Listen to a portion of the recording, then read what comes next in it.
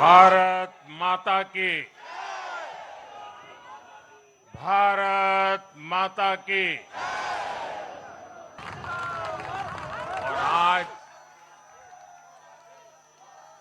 बंगाल की जीत के साथ गंगोत्री से लेकर गंगा सागर तक कमल ही कमल खिला हुआ है।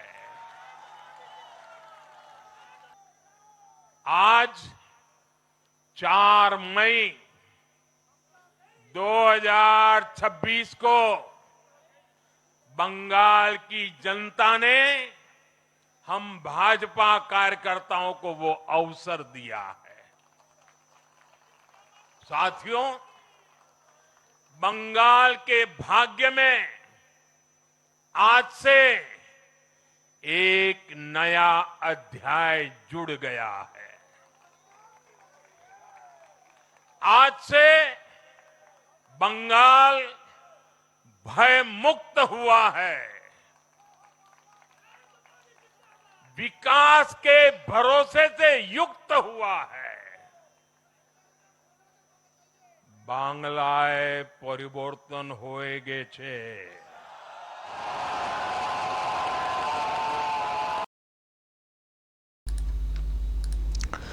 বাংলায় পরিবর্তন হয়ে গেছে।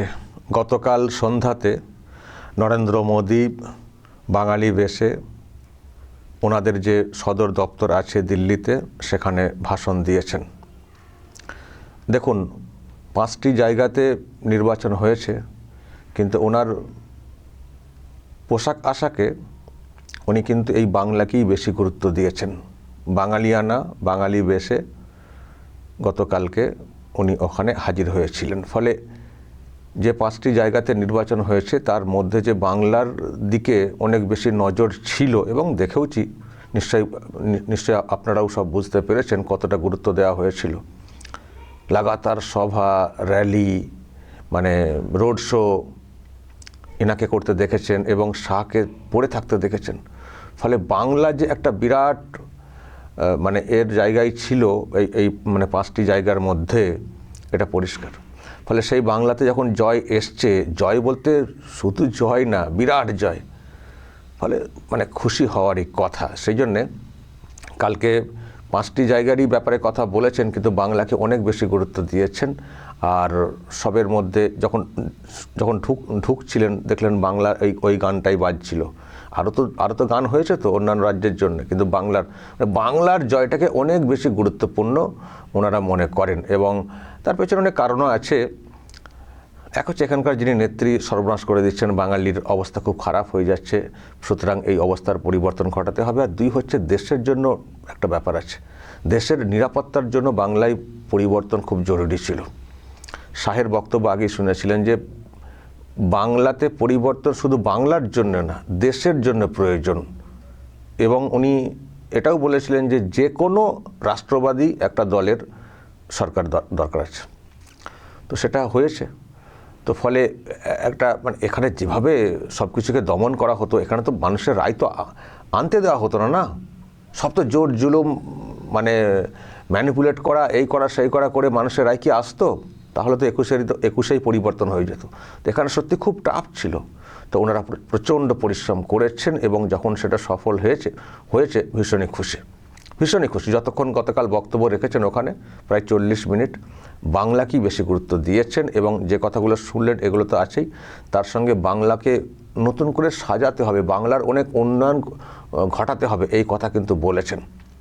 আজকে থেকে বাংলার উন্নয়নের পর্ব শুরু হলো, এই সব বলেছেন। আর যেহেতু কেন্দ্রীয় সরকার সরকারে ওনারা আছেন, ফলে সেখান থেকে নিশ্চয়ই মানে স্পেশাল প্যাকেজ যা যা লাগবে বাংলার জন্য সেটা করবেন ওনারা। কোথাও আমাদেরও ভরসা আছে যে বাংলার জন্য বিশেষ গুরুত্ব ওনারা দেবেন। আর এই পার্টি তো আর অন্যদের মতো না, মানে বিশেষ করে এখানকার টিএমসির মতো তো না, সবসময় শান্তি শৃঙ্খলা বজায় রাখার আহ্বান করছেন। আজকেও একটা পোস্ট করেছেন নরেন্দ্র মোদী। হয়তো টুকটাক ঘটনা ঘটছে, জানি প্রচণ্ড ক্ষোভ রয়েছে, কি আর করার আছে। 21-এর পরে যে সন্ত্রাস কায়েম করেছিল টিএমসি, সেগুলো মনে পড়লে তো এমনিতেই রক্ত গরম হয়ে যাওয়ার কথা। আমাদের উপরে কম অত্যাচার হয়েছে? আপনারা যারা আছেন অনেকের উপরে অনেক অত্যাচার হয়েছে।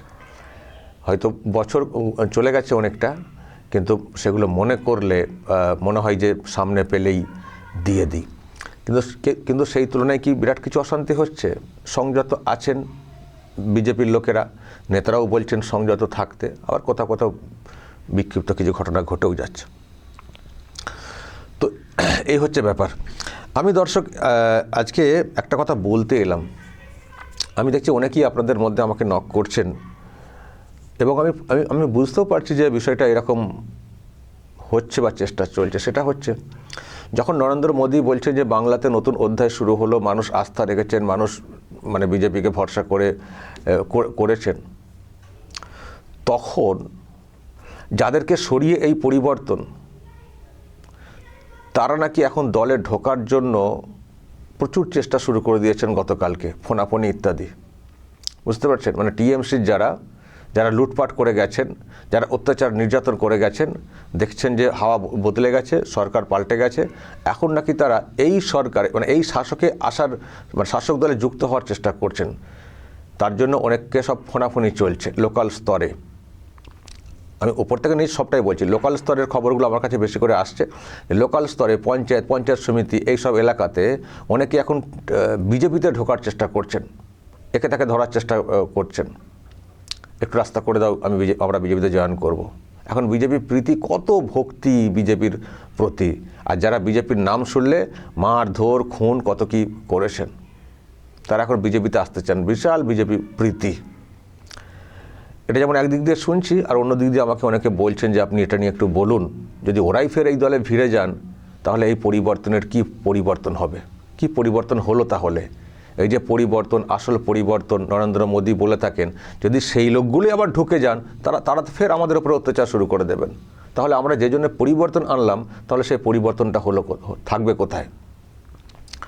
তো দেখছি আমাকে অনেকে বলছেন, এবং আমি যেহেতু ফিল করছি তাই বলতে এলাম যে সত্যিই তো, যাদের অত্যাচারে এই পরিবর্তন, তারাই আবার এখানে ঢুকে পড়বেন। নেতা কি কম পড়ি আছে? নেতা লাগবে, পঞ্চায়েত মেম্বার লাগবে, পঞ্চায়েত সমিতির মেম্বার লাগবে, জেলা পরিষদের মেম্বার লাগবে, নেতা কম পড়ি আছে? নেতারা আপনাদেরকে জিতিয়েছেন। এই বাংলার একটা মানে মানুষের রায়ে এই সরকারটা এসছে, মানুষের রায়ে বিজেপি সরকার এসছে। তো কি নেতারা আজকে মানে পাল্টে গেছেন, সরকারটা পাল্টে গেছে বললে তারা আসতে চাইছেন, তাদেরকে নিতে হবে। আমি এটাও শুনছি, কেন আমি কথাটা বলছি, কোনো বিজেপি নেতা ভাবছেন যে এই মৌকাতে কিছু পয়সা করে নিয়ে ঢুকিয়ে নিই, এরকমও খবর এসছে বলে আমি এতটা গলাতে জোর দিয়ে বলছি। এরকম করবেন না, এরকম করবেন না। বিজেপি দলটার সম্পর্কে আমাদের ধারণা ভালো, কিন্তু দলের নিচে থাকা কিছু লোক ভাবছেন এই মৌকাতে ওই নাহলে ঘর ছাড়া করে দেবো, কেস দিয়ে দেবো, মেরে দেবো, মানে বা মেরেছিস এখন পয়সা দিয়ে নাহলে তোর ঘর লুটপাট হয়ে যাবে। এই সুযোগে কোনো বিজেপি নেতা নিচু স্তরে বিশেষ করে তারা ভাবছেন যে এই সুযোগে কিছু করে নেই। মানুষের রক্তের বিনিময়ে এটা করবেন না, রিকোয়েস্ট। মানুষের রক্তের বিনিময়ে, এতগুলো রক্তের বিনিময়ে এই পরিবর্তন এসছে, দয়া করে করবেন না।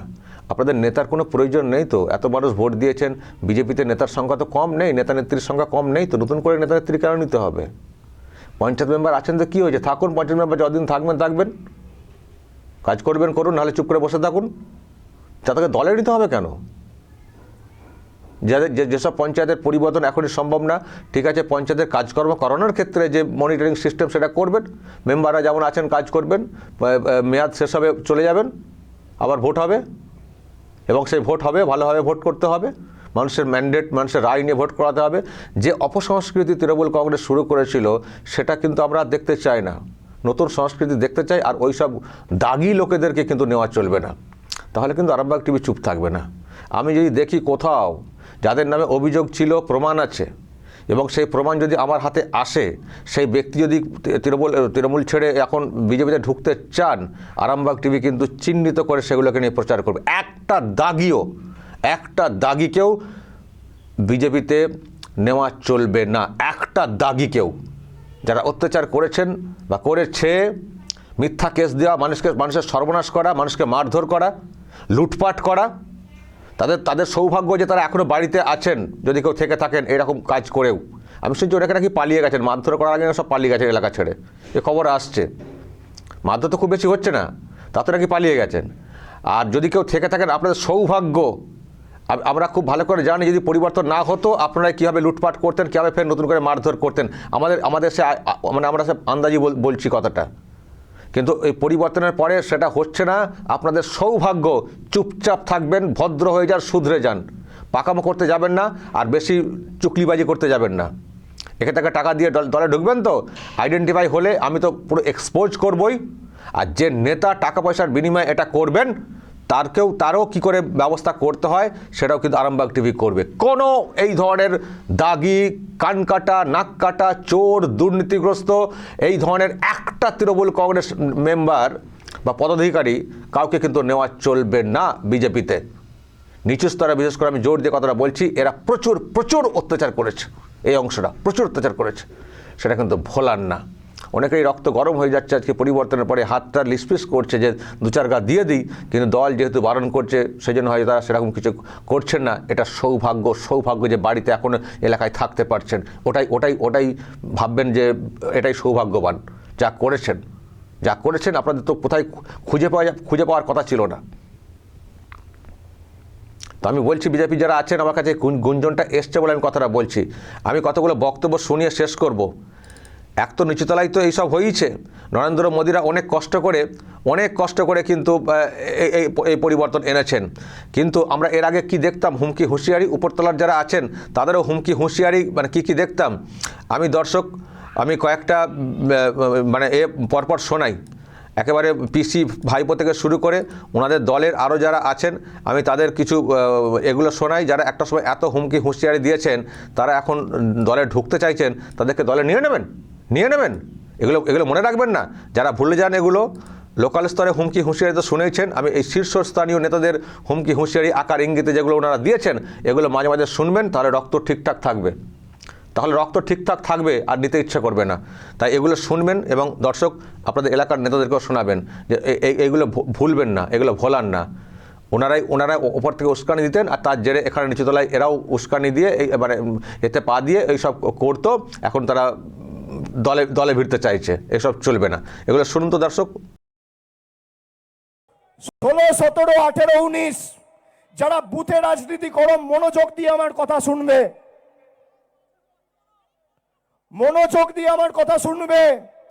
16, 17, 18, 19 যদি কোনো বিজেপির নেতা ইআরও অফিসে ফর্ম জমা দিতে আসে 10টার বেশি, তাহলে রবীন্দ্রসঙ্গীতের সাথে একটু ডিজেও বাজিয়ে দিয়ে ডিজেও শুনিয়ে দেবে। আমরা গতবারও আরামবাগ হেরেছিলাম, গোঘাট হেরেছিলাম, খানাকুল হেরেছিলাম, পুরসুরা হেরেছিলাম, কিন্তু উদারতা পার পেয়ে গেছিলে। এবার আমি নিজে দায়িত্বে থাকব।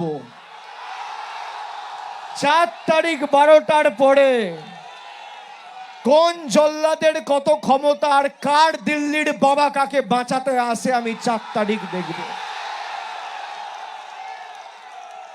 লজ্জা করে না? গলায় দড়ি দিয়ে মরা উচিত বিজেপির নেতৃবৃন্দকে। লজ্জা থাকলে যারা মানুষের উপর অত্যাচার করে তাদের গলায় পুকুরে জলে ডুবে মরা উচিত।